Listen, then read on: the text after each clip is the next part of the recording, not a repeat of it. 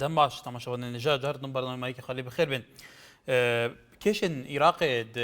هەف کێشن وڵاتین دەردووردا گەلو هەیەچاندێ وڵاتین دەردورên عێراقێ باندۆری لەسەر عێراقی لەسەر سەرکردن عێراقی لەسەر خیتابا سیاسیە عێراقی هەیە بە تایبەتێک و گەلەی جاران تێگوتن و تایبەت وڵاتی ئیرانێ باندۆریەکی هەری خورد لەسەر عێراقێ بە تایبەتی ژێلایە شیعان هەیە و گەلێکی سەرکردن ڕوتین شیعەگەراتی لە عێراقی مینە مقتەدا سەدر گەلێکندن ئەو گەل ئیرانێ پابندن بە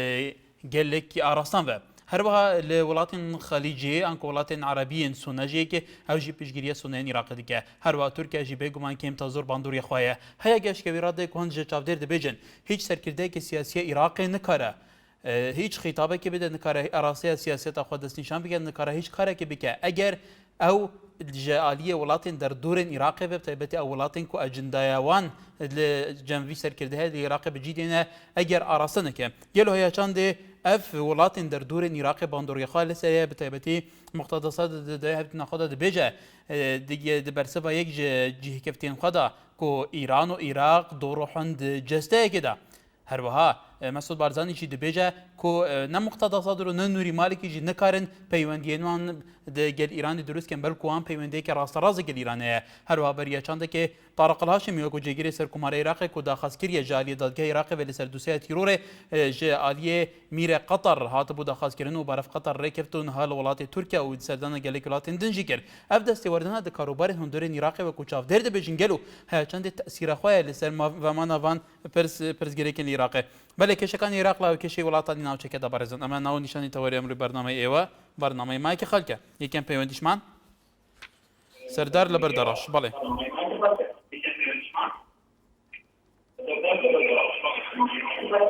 کاک سەردارەکە تەلەڤیزیۆنەکەت کەسکی بۆیە باشە جێمانێکتر بێ ئێوارە تاماژێ بەڕێزم باشتر بۆ تۆ دەستخۆشی بەرنامە جوانەکەتانێ دەکەم سپاس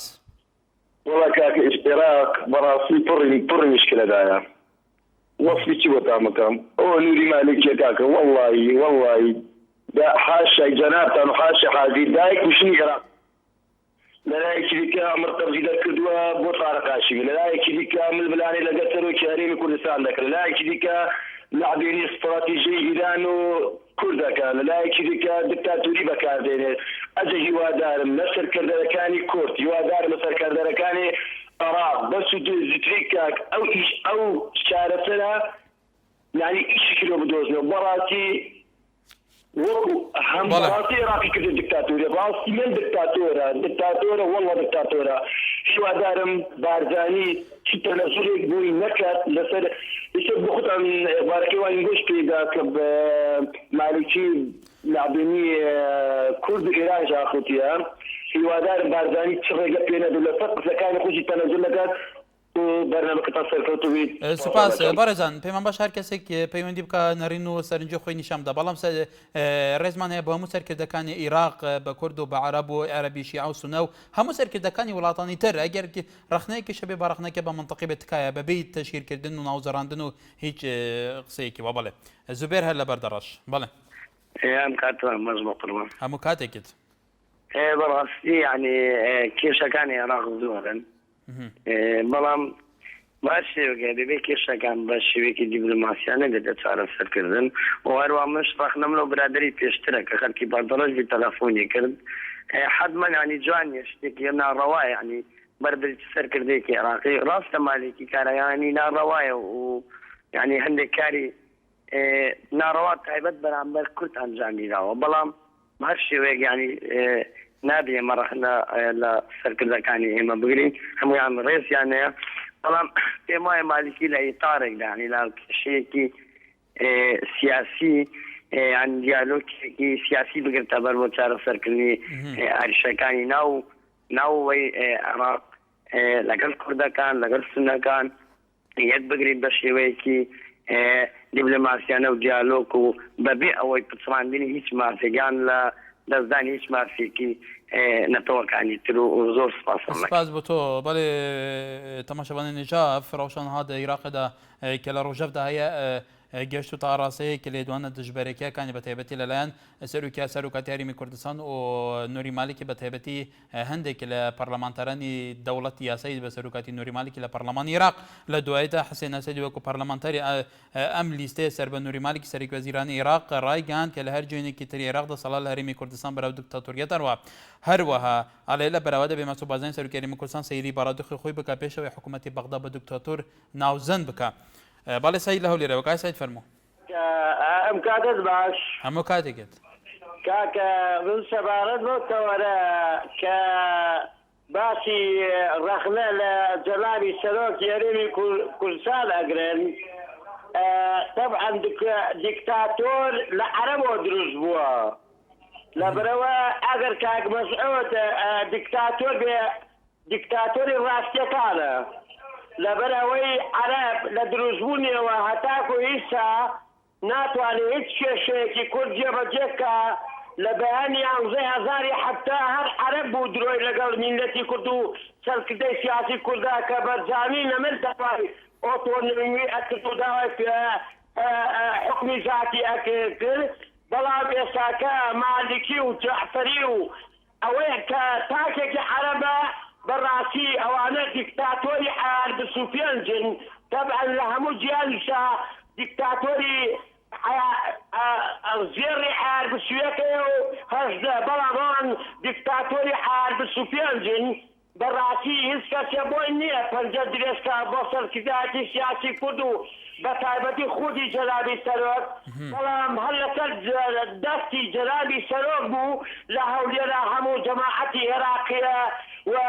دەوڵەتی یاسا و هەموو کوتلە سیاسەکانی عێراق لە هەولێرە جەنابی کاک مەسعود ڕێی پیشاندان ڕێی ئەدەب و ئەخلاق و بەڵێ کاک سعید بەڵێ پێدان و لە کۆدا بەڵێ سوپاس پەیوەندیکە سیروان لە ئەنکۆ سەرتیب لە چەمچەماڵقای سەرتی فەرموو. ئەم کاتت باشوەنی هەموو کاتێکت فەرموو. تەوەری ئەمڕۆمان لەسەر کێشەی ناوخۆی چییە تەوەرەکە؟ تەوەرەکە لەسەر شاشایە کێشە ناوخۆیەکانی عێراق لە کێشەی وڵاتانی دەوروبەردا کاریگەری وڵاتانی دەوروبەر کە زۆر چاودێرەکان ئەڵێن کە کۆرت عەرەبی شیعە سونە ئەجندای هەندێک لە وڵاتی دەوروبەر لە عێراق جێبەجێکەن بەبێ ئەوە ناتوانە لە عێراق هەوڵ بدەن ئان تێ بکۆشن ئان ئاراستەکانی خۆیان دەستنیشان بکەن ئەمە تا چەند ڕاستە؟ زۆر سپاس دەکەم جارێ پێشەکی دەستخۆشی ئەو بەرنامەیەت لێ یەکەم و سپاسی بەڕێزت دەکەم و داوا لە بینەرانی بەڕێزی کوردیش ئەەکەم ڕجام وایە تکام وایە با ئێمە تەشویش و سومعی سەرکردەکانی خۆمان نەشێنین با ئێمە قسە بە سەرکردەکانی خۆمان نەکەین با ئێمە سوکیان نەکەین ئەوانە سەرکردە و قائید و ئەوانە سەرۆکی ئێمە بەڕێزی ئێمە ئەبێ ڕێزیان بۆ دابنین با ئێمە لە نەحوی ئەدەبیاتەکە قساکەین و پەیوەندی ئەەکەین ئێمە ئەگەر قسە بە سەرکردەیە بکەین ڕێز لە خۆمان ناگرین با ڕێزیان لێ بگرین با ئەدەبیات و مووقفی خۆمان وەکو کوردانە وەکو مەردانە بپارێزین عیبە قسە بە سەرکردە عیبە قسە بە بەرزانی بە تاڵەبانی تەنانەت بە کاکنەوشیوانیش کاک سەرتیب ئەو لە بەرنامەکە ئەمڕۆ کەس قسەی نەوتووە کەس قسەی بە سەرکردەکە نەوتووە دڵنیە بە ئێمەش لێرە مینبەری قسەکردن نییە بە سەرکردەکان تکایە کاک سەرتیب تکایە کاک سەرتیب ببوورە کەس با مزایدەی ڕێزداری و بەڕێزی سەرکردەکان لەسەر ئێمەوە نەکە ئەم بەرنامەی خەڵکی کوردستانە ئێمەش ڕێزی زۆرمانەیە بە هەموو سەرکردەکانی کورد بەبێ جیاوازی پێمان بەش هیچ کەسێک تاکیدی شەکەینەوە. کاکە ئەمڕۆ بمانەوە نەمێنەوەی عێراق دابەش بووە بەسەر دوو جەمسەرە بەڵێ کاریگەری وڵاتانی ئیقلیمی کاریگەریەکی تاثیراتی گەورەی بەسەر ساحەی سیاسی عێراقەوە هەیە ئەم وڵاتانە هەمویان چی وەکو شیعاتی وەکو سونە بەرژەوەندی سیاسی و اقتصادی خۆیان هەیە هەرێکێ لەم وڵاتانە ئەیانەوێت نیظامێک لە عێراقا دروستێ لەگەڵ بەرژەوەندیەکانی ئەوان و مووقفی سیاسی ئەوانە بێ چی وەکو حکامی سونە چی وەکو شیعە اینجا ئێستا عێراق بووە بە کەلاکێک لە بەردەم چەند گورگێکا کەوتووە ئەم گورگانەیش وڵاتانی ئیقلیمین وەکو سونە وەکو شیعە هەر یەکە ئەوێ بەلای خۆیان ڕای بکێشێ بەڵێ وڵاتانی ئیقلیمی لە ڕووی اقتصادیەوە لە ڕووی قەومیەوە لە ڕووی مەزهبیەوە کارێگەریەکی تەواوی هەیە بۆیە عێراق و حکوومەتی عێراق و دەسەڵاتی عێراق و سیاسەتی عێراق و دەستوری عێراق لە عێراق تا ئیستا سەرکەوتوونیە کاریگەرەکان وڵاتانی ئەقلیمین ئەیانەیە هاوکێشەی خۆیان دەسەڵاتی خۆیان اقتصادی خۆیان بەرژەوەندی خۆیان لە ساحەی عێراقیە لەسەر حسابی شعبی کورد ساقەوە بکەن ئەمەیە مەوزوعەکە برای بەڕێزم. بەڵێ سوپاس پەیوەندیکات هیوا لە هەولێرەوە کاکیوە فەرموو. کاکیوە ئەگە تەلەڤیزیۆنەکەت کەسکێ کاکیوە فەرموو. او كاسات باش برك هەموو کاتێکت شاكر بالنسبة فرشتوا والله صدامك مال الكوربو 3 صدام مال لواتشتوا 5 صدام مال لواتشتوا دبي سركرده كرده كان لو كاتي همو هويتان يكالوز بي يوتشتي وغوران وبارتي وهمو عزبكات استك هاشمي لهرمي اخوي ما تكردي دبي هاشميش بسوا بقتاي هرستي كرده بەڵێ يعني دبي همو سركرده كرده كان هويتان لبرابر مالكي وبغداي يكالوز بي بەڵێ کاک هێوا سپاس پەیوەندەکەت حەمید لە حەمید مەجید لە هەولێرەوە بەڵێ کاک حەمید کاک حەمید فەرموو لە هەولێری پایتەختەوە سڵاو لە کەناڵی نادیا سوپاس دیارە سەبارەت بە تەوەری بەرنامەکەتان شتێکی زۆر باش هەڵبژاردووە سەبارەت بۆ تەوەرە ئەمریکیەکان دەڵێن ئێمە هیچ نەختە ڕێگایەکمان نییە بۆ عێراقیەکان بابگەڕێنەوە بۆ ڕێکەوتنامەی هەولێر دیارە دەبێ هەموو سەرکردە عێراقیەکان بڕوایان بە دیموکراتیەت هەبێ و ئەمریکیەکانی پشتیوانی لە دیموکراتیەت دەکەن سەرکردە کوردەکانی ئێمە پشتیوانی لە دیموکراتیەت دەکەن بەڕێسەر کۆمار دەڵێ دیموکراتیەت سەرۆکی هەرێم دەڵێ دەبێ و هەرێمە بکەینە قەڵای دیموکراتیەت بەڕاستی دەوڵەتانی دەوروبەر یعنی تورکیا ئێران دەوڵەتە عەرەبیەکان دەبێ هاوکاری عێراق بکەن و سەرکردە عێراقیەکان بە کورد و عەرەبەوە هەمویان کۆبلەوە عێراق شیعی تێدایە سونی تێدایە کوردی تێدایە تورکمانی تێدایە مەسەبەکان مەسیحی ئاسووری ئەرمەنی إلى آخره یەزیدی یعنی دەبێ عێراقێکی ڕاستەخۆ بێ عێراقێکی دەستوری عێراقێکی دەسەڵاتێکی ڕاستەقی نەبێ و لەناو خۆی هەرێمی کوردستانیشمان بەڕاستی دەبێ ئەو حیزبە کوردستانیانە واز لە داخکردنی یەکتری بێنن یعنی چی دەڵێن لە وەڵامی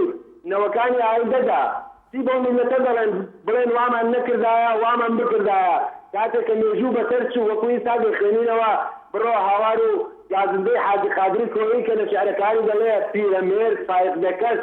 ئایا ئێمە لەو هەرێمەدا بڕیاری چی بدەین ئەگەر ئەوان پابەر نەبن بە دیموکراتیەتەوە چونکە دەبێ وەکو گوتمان هەموو عێراقیەکان بیخەنە ئاراماتی عەقڵی خۆیانەوە جگە لە چارەسەری دیموکراتی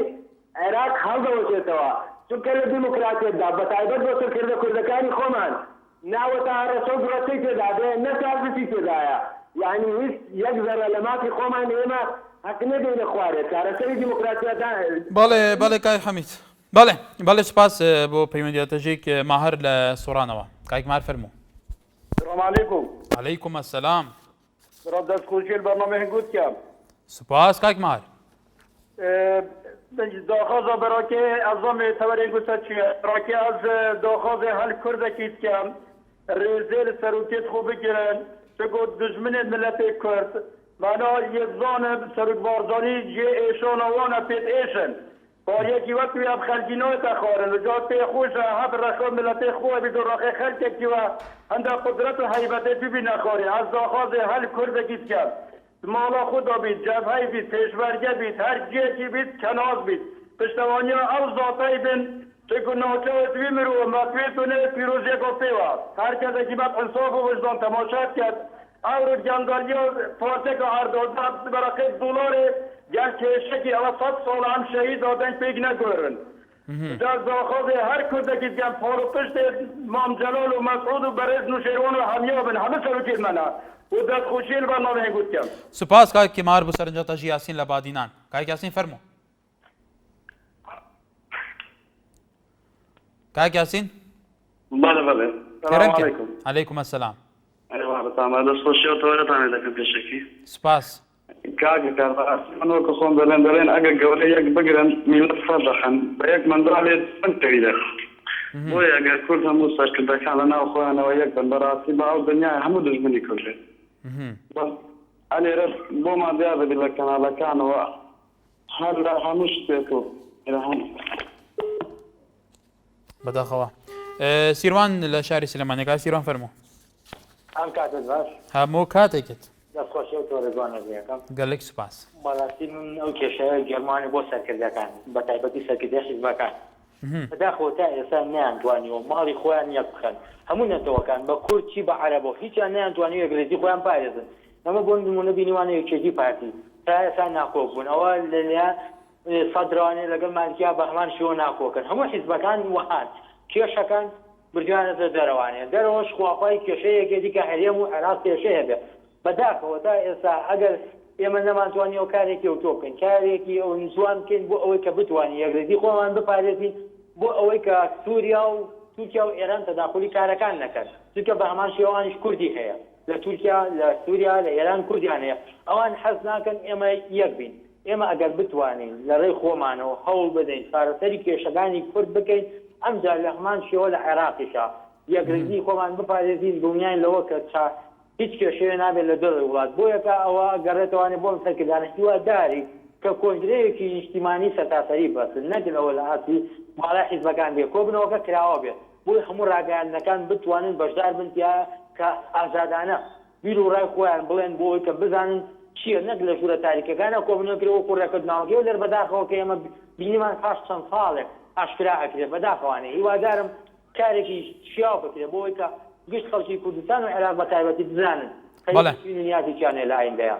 بەڵێ کاسیروان بەڵێ سپاس بۆ پەیوەندیکەت بەڕێزانە ئەمڕۆ مەسعود بارزانی و جەلال تاڵابانی لە هەولێرێ جڤیان و ڕەوشە نەهایە عێراقێ و ئەو کریز و قەیران کو دنابەرە هەرێما کوردستانی بەغدا دروست بە گوت و بێشکردن و بەحسی چاوەتیە چارەسەرکردنا ڕێچەرانکردن هەروان نووری مالکیشی دەخواینێکی خوا بە هیچ کەناڵێن عێراقێ تأکیل لەسەرهەندێک کرد و ئەو تو جاران بەرهەفنینە ڕووپێری هەرێما کوردستانی و خەڵکی کوردستانی چەکی بکار بینە ئەو دەبێژە و گەلێ کورد گەلێکی زیندیەژ گەلێن عێراقێ چارچوبە عێراقێدا دژین بەڵێ ئەف هەموو داخوانیان نەها تێنەدان گەلو هەیە چەندێ هاندەرن ji بۆ چارەسەرکردنا vê krîzan heye Iraqê heya çandê welatên de dor koybiye êkêş wîzgeha seradanên berdamên serkirdên Iraqê bi hemû layan ve bûvan welatan heya çandê ewan projewan handere bû yekê ku ev krîze çareser beyan ber û vacî bele qendîl li Hewlêrê ve kay qendî fermû zor spas kerem ke سپاس دەکەم دەستخۆشیە بەرنامە لێ دەکەم پێشەکی زۆر سپاس ئەمە دەماوێت وتمە سەدامان نامێنێ ناومە سەدام نامێتن بەس نەمازانی سەدام دەڕاتن ئەسوورێکی هەندێک گەورەتر لە سەدام گەورەتر جێگای سەدام بۆ کاک قەندیلەوە سەرنجی بەڕێزێکی تریش بۆ ئێمە وتمان سەدام ئەڕوە بەڵام سەدامێکی تر دروستە بۆ ببووە بۆ لە عێراق دایمان کورد قەت براوە نییە لە هەر کاتێکە ظروفێکی ناخۆش لەگەل لە عێراق بێتە پێشەوە کورد وەرەقەی زەختی بەقواتە بێ دیسان بە کاتێکی مەحدوود جارێکی دیکە ئەو کەسێک کە کورد هەولی داوە لە عێراق ببێتە دەسەڵاتدار لە کورد هەڵگێڕاوەتەوە و بۆتە دژمنی کورد بوو ئایا کورد وەرەقەکانی بەقوا نەبوونیان ئەم سەرکردانە ئیرادەیەکی بەهێز نەبوو بۆ چارەسەرکردنی کێشەی کورد بیدایەتی یەک هەڵوێز نەبوون لەبەر هەندێکە یەک هەڵوێز نەبوو لەبەر هەندێکە لەگەڵ ئەوەی وایان لێات مالیشی وە بکە بەڵێ محەممەد لە چەمچەمال کایک محەممەد فەرمووە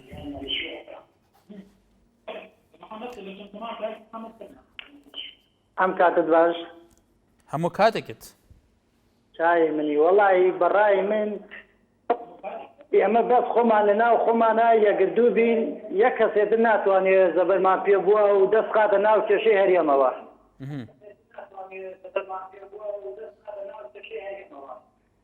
من دەستخۆشی لە بەڕێز کاک لێشیوان شەکەم کە لەم بەینات و بە سەردانی کاک مەسعودی کرد دوای ئێستا پێشتریش کاک مەسعودیش هاتوو بۆ لای ئەو ئێمە وەکو ئۆپرسیۆن و وەکو حیزبە دەسەڵاتدارەکان ئەگەر وەکو یەک لەناو یەکە یەک بین هیچ کەسێک ناتوانێت نووری مالکی هەر ڕقی لە کورد بووە و هەر دژمنی کورد بووە ئەوە شیعە و هەر ڕقی لە کورد بووە بە ئەسڵەن دەستخۆشی لە کاک مەسعود دەکەم وەختی خۆی هاتووە لەم وەختەیە چارەنووسی خۆمان ڕابگەین ئەگەر کاک مەسعود ئەوە بدا بۆ گەلی کورد بەڕاستی ئێستەمەنێکە سەرۆکی هەرێمە بەڵێ بەڵێ سپاس پەیوەندیکەت کامەران لە شاری سلێمانی کای کامەران فەرموو ئەم کاتە باش هەموو کاتێکت باشی بەڕێتم زۆر سپاس وڵای لەسەر تەوەرەکە قسەیەک نییە بەس لەسەر شتێکە قسەم هەیە بەڵێ لەسەر ئەوە قسەم هەیە یعنی هەرچی ڕەسێ باسی سەرۆکی هەرێمەکە تۆ تەوەرەکە ئەوە نییە ئێستا بۆ نمونە کاک فەعیل لە هەولێرەوە بوو پێویستی ناکرد بە شانۆماڵی سەرۆکی هەرێمە هەڵی ئەوای کرد دوای کرد هەومان مێژووی سەرخیزەکانمان نەزانی کە چی و چی نییە خەڵێک ئازادە لەسەرەوە چون سەرنجی خۆی دەرببرێکای کامەران تۆش بۆ تێ سەرنجی خۆ دەربڕی بەڵێ نەڕاستەکەی من لەگەڵتان بە سەرنجی خۆ لەسەر تەوەرەکە دەڕڕێت تۆ بەرنامەیەکی تەوەرەکە بێگومان ماسۆد بارزانیش سەرۆکی یاریمی کوردستان یەکێکە لە کاراکتەرە ئاساسیەکانی سیاسەتکردن و دەسەڵات لە عێراقدا ئەویش کاریگەری هەیە بێگومان لەبەرەوە ئەگەر باسیاوەش لە ناو تەوەرەکە بکرێت شتێکی ئاساییە بەڵێ جا خەڵێکی شازادە لە بە شێوەی بە چاڕاستەیەک بەڵام بەبێتە شیر باسی بکە ئاساییە بەڵێ هیچ شتێکی وای نەکردووە هەتاوەکو کەسێ باسکردن بێ من مەبەستمەوە ئەگە شتێکی باشی کردووە و چەند ڕێکەوتن نامەی کردووە لەگەڵ بەغاکی ئاگای لێ چ ڕاگەاندنیشی کوردی ئاگای لێ چ حیزبی سیاسی ئاگای لێ ئەوە نازانی لە بەخاوە لەگەڵ دوانە کۆ بێتەوە کەس ئاگای لێن یە کۆبوونەوەی لەسەر چیە و چۆن چووە و چۆن ڕۆیشتووە ئەو بەڕێزانش کە پەیوەندیەکە نەڵێن سەرۆشی هەرێم وا فڵانەکە زوا فڵانەکە زوا بەجارێ ناوە ڕۆژی کۆبوونەوە گەزان جاقفەی لەسەر بەڵێ بەڵێ سپاس بۆ سەرنجی بەڕێستانیش سەرکەوت لە سوڕان بەڵێ ئەلۆ باش باشتر بووتە دەستێکی دەستپاشەتت کەم کێکی من بۆی پرۆگرامی کوبووی ئاوای بە ئاوایکی لێبڕالیانە سەرفکرین NRT تێ وەشانەخوا دەکەم لێ ئەس دەخوازم بسەریدا ببێژم کو عێراق ئانها دنیتاقێکی دایەت ئەم نیتاق ئەس باوەڕم کو پڕی قەیرانی سیاسی بووە لبرديك أف قيران السياسي جيوي باندراخوا هذا اللي صار قيرانك بيكيرو أو جي قيران جواكبة جبركو دما كنا بهرسر كرده كي تنين آني زمان ين بارت أوان بارت ين كودي كردستان ده هنا لتشتى كي جل كي نورماله جبركو أنا بارتين هري بصلادات كردستان هنا از باورم دلي أو آريشة كدنا برا حكومتها ناظرين هروزا حكومتها كردستان ده هي لجوان رابطة شارع فركلين از بخازن لسر الحاح لسر خالك بكم هاتنا بريس مقتدى الجبهة الكردستاني از باورم تو او عائشة كردن هذا ندوان آليان في شارع فركلين جبهة كرد بريانا هذا جي موقف بريس صدر نم موقفك ايجابي ولا هم بري كردان من طارق هاشمي وطارق هاشمي جي آلية كيدن عائشة كابنا براسي دلي كرد أنا جرين هري باش جرين هري بباندور وان جرينان ساز برزانية كرد هذا لي تشكي دنيا از خازن بيجن بريات از داوي بقولتين القادم دليدنا برا هردو بارتين بصلادار از مرمى من أول كتيو بارتي دلي كتيو بارتي خواقين بكن جريركو سركزاتية بارتي وسركزاتية كتي قلتلي نوعني لي كتبتشي خار أنكو دجير دادي قلتلي نوعني كادروين بارتي كادروين يجي كم أبنى ركلامك بجبوي كتي أنكو جبوي بارتي بله كاك سركوت بله صاحب كساندايا سپاس كاك سركوت بو سرنجاته بله سعيد لهولي روا كاك سعيد فرمو السلام عليكم. عليكم السلام شلوني بلا ماشي سپاس كاكا من بس أوان دريم يعني أوصل كذا نيما أجر أوان ده كرديان خوش ده أو خمو عربة سيخ سيانا كردستان بله هرا بو لا والله ما يحتاج يعني نية قيناك حتى شلوني كنا نو كردستان بلا بو أون درين جانا دقل حتى غدش ما لي كان إيمانا كان دي جانا دقل كان بله كاي سعيد سپاس بو سرنجي توش دايكي سورين لشاري سليماني دايكي سورين فرمو بله بله بله فرمو كاتو باش كاكا همو كاتك براي بريزم كيسي عراق پابند بخوانوا او هر دنياك او كيسان هي لسر بوستو لسر بارو لسر او شتاني كالعراق يعني هر لاينك حكمراني بو خوي بريا پەیوەندی بە ئێمەوە ئێمە کورد شکر ئازادین حکومەتی خۆمان هەیە پەرلەمانمان هەیە سەرۆکی حکومەتمان هەیە سەرۆکی هەرێممان هەیە لە سایەی همەت و حکمەتی سەرۆکی هەرێم جارێکی تر عەرەبی شۆڤیەنی ناتوانێت پێ بکاتە کوردستانەوە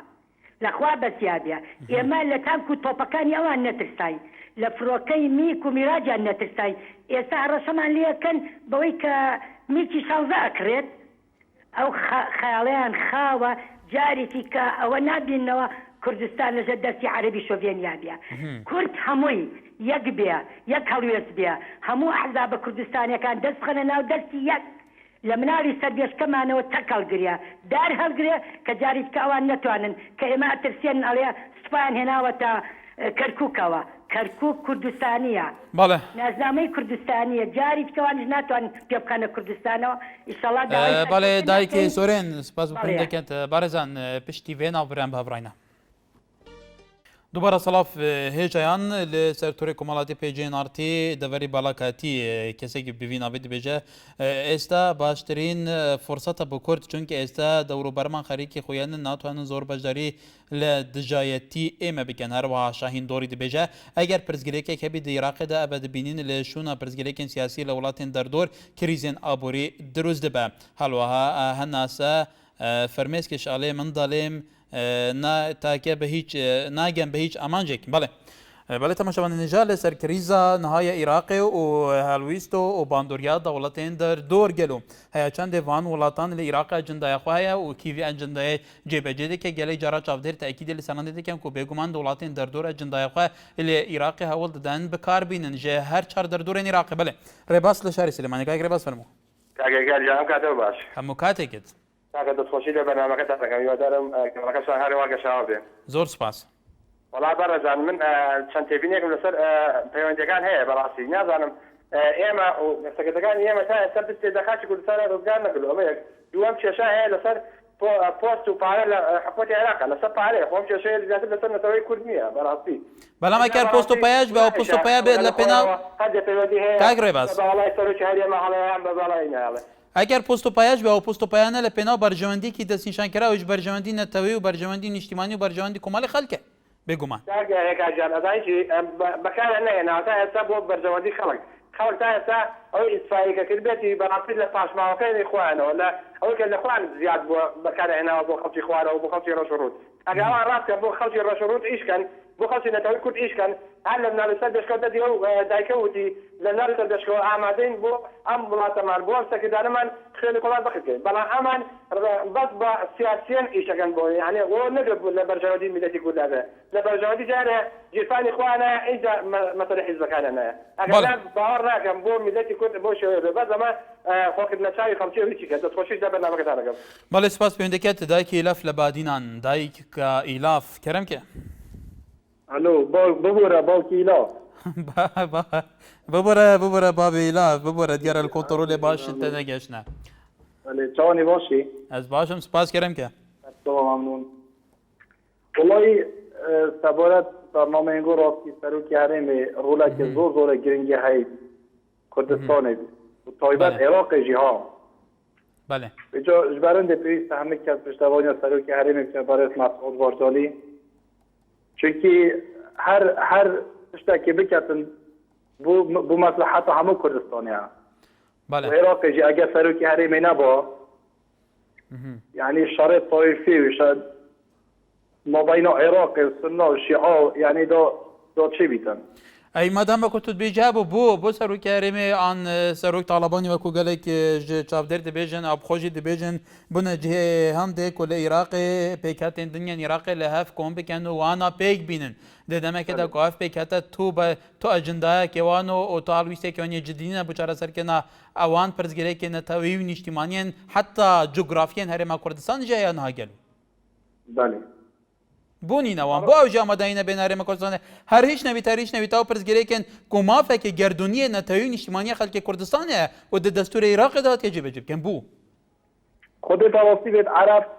یعنی طایبتی سرکردین عراقی و مصلحت خو اگه بین کردستانی نکو اگه مصلحت کردستانی دا نبید و هر که خونه اینا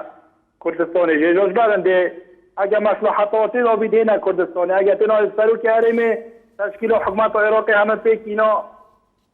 کواتا که لف مادام اول ویستوانه بو سروکی هرم کردستانی و سرو کمار عراقی کو کرده بو او آمده بون بچن ناف مالان ریک بخون و وانا لهف بینن و وانا بکنه دست براو دیدم که دکو حوسا کتود بیج دجات کاری میکن بو بره بون گلو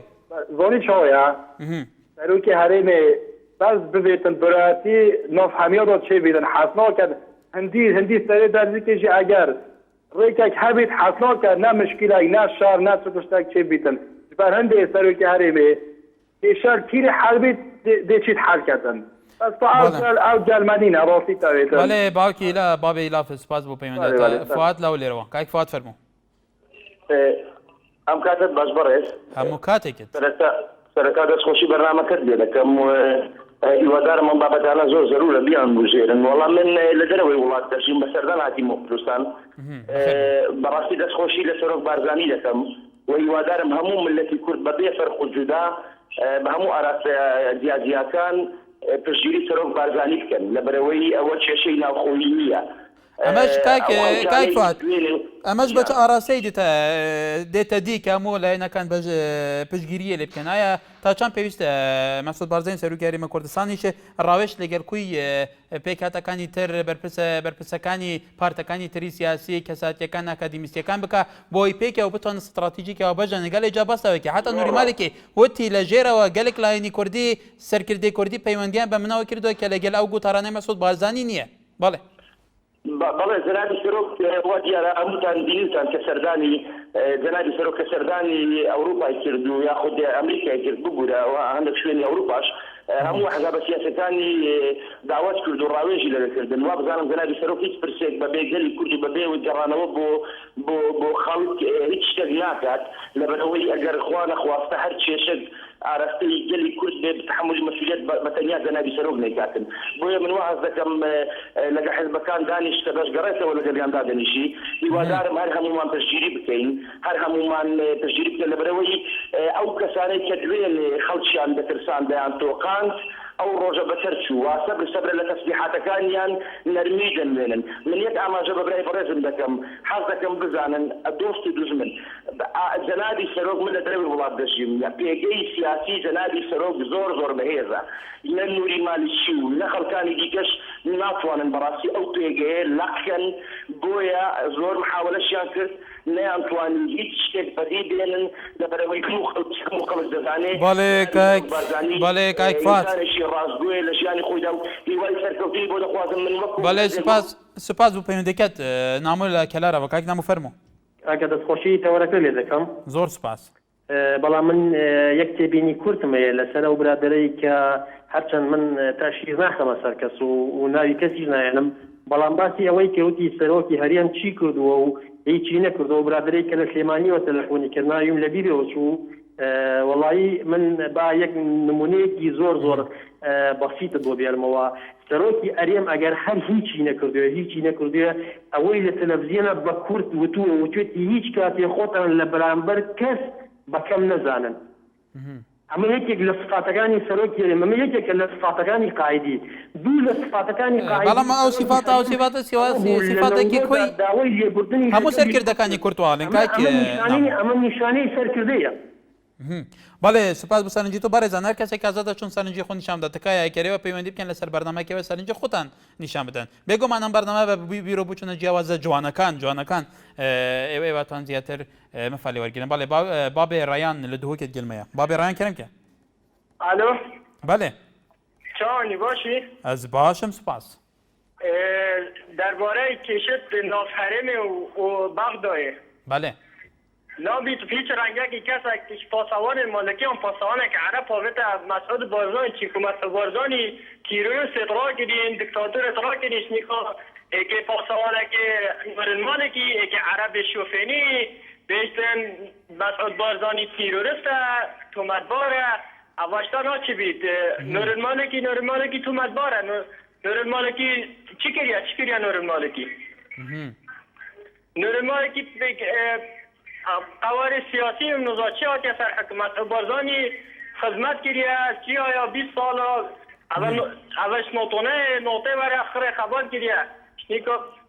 شنیگاه کشتی نورمانه که بیست مسعود بارزانی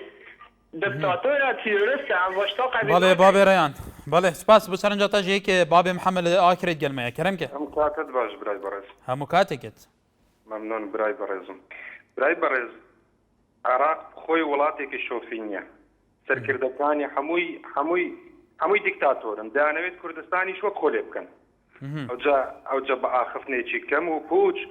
نازانم لە پەرلەمانی عراق دوێنێ پێر لە پەرلەمانتارەکان باسی سەرۆک بارزانی کرد ئەوجا پەرلەمانتاری کورد نازانم چۆن وەڵامیان نەداوە مەڕەخنیان لێ دەگرم بەڕاستی ئەوجا پێشنیارێکیشم هەبوو ئەگە قبوڵی بکە ئەگە زەحمەت نەبێت فەرموو بەنسبەت من مامۆستام لە قەزای ئاکرێ بەڵێ سەر بە ناحیە گردەسێنم دوینێ هەندێک پارچە زەوی عرض بۆ مامۆستایان و پۆلیسەکان سەرف کرا ئابزانام 680 پارچارت بوو پێم وایە بەڵێ درستە بەڵێ بەس پێشنیارێکم هەیە بەنسبەت مامۆستایان و مۆزەفەکان عەفوم بکەم باشە مامۆستای ناحیەکان چه فەرقی هەیە لەگە قەزایەکان بۆ پارچە زەوی مامۆستایانی ناحیەکان 56 وەرەقەی بکە ئەوەی قەزایەکان 200 وەرەقەی یعنی دوو دەفتەری بکەتن ئەوە غەدرێکە بەنسبەت قەزا و ناحیەکان لە مۆزەفەکان دەکرێتن زاگە بکێ پێشنیارێک زۆر مەمنونە بم بەڵێ سپاس بەسەرنجی تۆ مامۆستا باوکی محەممەد بێگومان من خۆی وەکو مامۆستا بەڵێ لە ئاکرێ سپاس سەرنجی تۆش گەیشت محمود لە سەی سایق بەڵێ بەس زۆرتەکەمە بڕم بێ زەحمەت من کابراایەکم عەشایریشم بەڵێ ڕێزمان هەیە بۆ تۆ هەرچیەک بی بەڵێ ئێوە ئەو کەناڵی کە پێشانەدەن باوەڕەکەی یەک شتی باش نیشان نادەن ئیلا خوروقات و چ ڕۆژان نەوێ ئەنا هەموو کورد بگەڕێ پیاوێکی وەک جەنابی سەرۆکی تیان نییە و تیایشان نابێتەوە و زۆر عیبیشە ئێوە بازجار جەنابی سەرۆک بە ناعیک باسەکەن کە خەڵک وا تێگەێننەوەی نوێ ئەم جەنابی سەرۆکە هیچی بۆ کورد نەکردووە کاک محمود پێشتری شمت ببوورە با من ئیجابی خۆ بدەمەوە ببوورە پێشتری شتم با کەس مزایدەی بەڕێزی و خۆشەویستی سەرۆکیەکان لە سەرێمەوە نەکە لەبەرەوەی ئێمەش ڕێزمانە بە هەموو سەرۆکیەکان ئێمە بیر و بچوونە جیاوازەکان دێنین ئێمە بەس دیوێک لایەکی نیشانی بینەر نادەین هەردوو لایەنێکی نیشانی بینەر دەدەین کۆی پێشاتەکان کوی زانیاریەکان لەسەر لێدوانەکان ئێمە با مەسعود بارزانی سەرۆکی هەرێمی کوردستانە سەرۆکی ئەم هەرێمەی کوردستانە کە 5 میلیۆن کەس تیاژی یەکێکە لە شوێنە زۆر لە ڕووی جوگرافیەوە لە ڕووی جیۆپۆلۆتیکیەوە ئیکۆنۆمیەوە لە هەموو ڕوویەکەوە شوێنێکی زۆر کاریگەرە و یەکێکە لە سەرکردەکانی عێراق بێگومان ئەمەش کە ئەو گەلێک جار بەسەر بە نووری مالکی وەکو دکتاتۆر کە دەسەڵاتدار خۆڕەخەکە ئەوانیش بەرسبە دەن ئێمەش باسی ئەوەکەین ینی شتە ڕاستەقینەکان قسەکانی پەرلەمانتارانی مالکی و یاریمی کوردستانەکە خۆی بەڵاکینەوە متابعی تەلەڤیزیۆنەکە داکەن کۆمەڵ خەڵک قسەکات هەر عیبە گوناحە دەزێژێ باز ئازادە توش قسەی خۆت کە ئازادە ئازادی چی کاکە ئێوە شتێکی باش نیشان نادەن تۆش قسەی خۆت کە ئێستاوی چی بڵێ زایمە چی بڵێم بەڵێ ئەمەیە جەنابی سەرۆک وا تێبگەێنن کە لە هەموو کوردستانە پیا لە هەموو عالەمیش لە نە کوردستان بخوا بخوا بۆ سەرۆکی هەموو عالەمە دەسەدا جەنابی سەرۆک نەک بۆ هەر چوار پارچەی کوردستانی تەواو ئەوە قسەی خۆت شت کردو تەواو ئێمە ڕێزمان بە قسەی خۆت هەرچێک بێ ڕێزمان هەیە بۆ تۆ توش سەرنجی خۆ نیشادا تۆ لە لای تۆ سەرۆک بارزانی سەرۆکێکە لە هەموو عالەمە کۆنی ئەوە تۆ ئەڵەی خەڵکی دیکەش ڕای خۆیە دروست کردووە کۆمەڵێنەوەی نەپیا بووە ئەمە چییە ئەمە شتی ناخۆش و ناخۆڵاو بەڵێ کای مەحمۆد سوپاس بۆ سەرنجی تۆ سوپاس بەڕێزانە بە ئازادگەنەری نایە گەلێک جوانە ئەم حەزیکە هەر کەسێکی تشتێکە ببێژە سەبری لە جاخۆ بەڵێ کاک سەبری کەرم کە ئەبدەمێتە باش هەموو دەمێنتە باش برا زۆر سپاسیەوەتکەین بۆ وی تەوەری ڕاستی تەوەرەکی قەشەنگە بەڕێز سەبارەت ڕێزدار کاک مەسعود بارزانی سەرۆکی هەرێمێ بدیتنا من تایبەت وەکو هاوڵاتیەکی کورد هەر بریارێک هەر قەرارێک هەر گوتنێک سەرۆک بارزانی بێژێت بۆ بەرپرسیە ملەتی کوردە و هەر دەمشی وەکو پێشمەرگەیەکی سەنگەری خەبات و خزمەتا بزاوا ڕزگاری خازا ملەتی کوردەی ئامادە بووە ئەف جادە چاوە دیکتاتورێکی وەکی مالکی یعنی ڕەددا گوتنا سەرۆک بارزانی کرد یان دژی دەولەتبوونا کوردی بێ پێنگاوە هاوێژیت ئەمە گو کورد چه ڕەنگێکی ئەمڕێکی نادەینە دیکتاتورێکی وەکی مالکی کو وان جۆرە قسە وان جۆرە گوتنا بکات بەرامبەری بەڵێ کاک سەبری تۆ وەکو وڵاتێکی هەرێمە کوردستانێ بەڵێ تۆ وڵاتێکی هەرێمە کوردستانێک کە تۆ ئێکێش مؤەید و مؤەیدین مەسعود بارزانی سەرۆکی هەرێمە کوردستانێ تۆ وان ئاخفتنە بەرامبەر نووری مالکی بێژی ئەگەر ئێکێ مؤەیدی نووری مالکیژی بێت ئاخفتنەکەش بەرامبەر سەرۆکی هەرێمە کوردستانێ بێژیت گەلو هەیە چەند دەفتە مەقبولە چجورا قبینا که چون که مالکی بخو نه چطش به حتی گوتنه توفا بشد مالکی بخو دیکتاتوره مالکی بخو اوی امثال دی نبیت پیغمبری صحابت خود سربن عراق دا کشتین یعنی او دی چاو بجا کیر شعبا عراق عام هست بله کاک صبری گلی سپاس بو سرنجاته جی احمد لشاری سلیمانی کاک احمد فرمو کاتە باش هەموو کاتێکت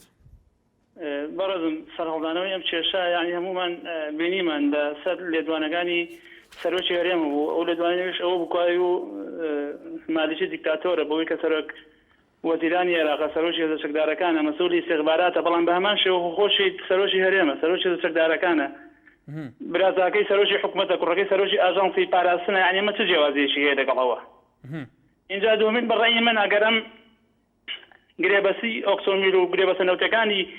کە حکوومەتی هەرێم کردوەتی ئەگەر عێراق دیانی جواب نایە بە هیچ شێوەیە ئەو چێ سەری هەڵنایە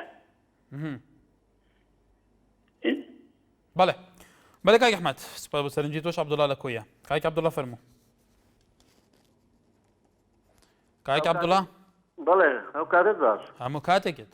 باشی ئەو برادەرەی پێش ێمە قسەی کرد ناڵم لە سلێمانی بوو لە چێ بوو دەیگوت دیعاە بکەین بۆ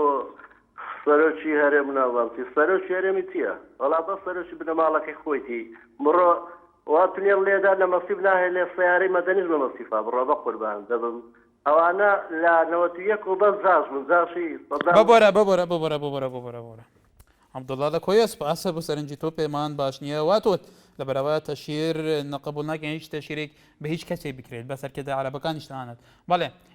هیجران لە سیدەکان ئەم کاتۆ باش هەموو کاتێکت بەڵێ دەستخۆشی ئەو بەرنامە لە یەکەم زۆر سپاس زۆر عیبە ئەو کەسانی کە نازانم قسەکەن هەر دەسەدەنە تەلەفۆنی شۆت بەرنامەکەی ئەوە شتێکەیەن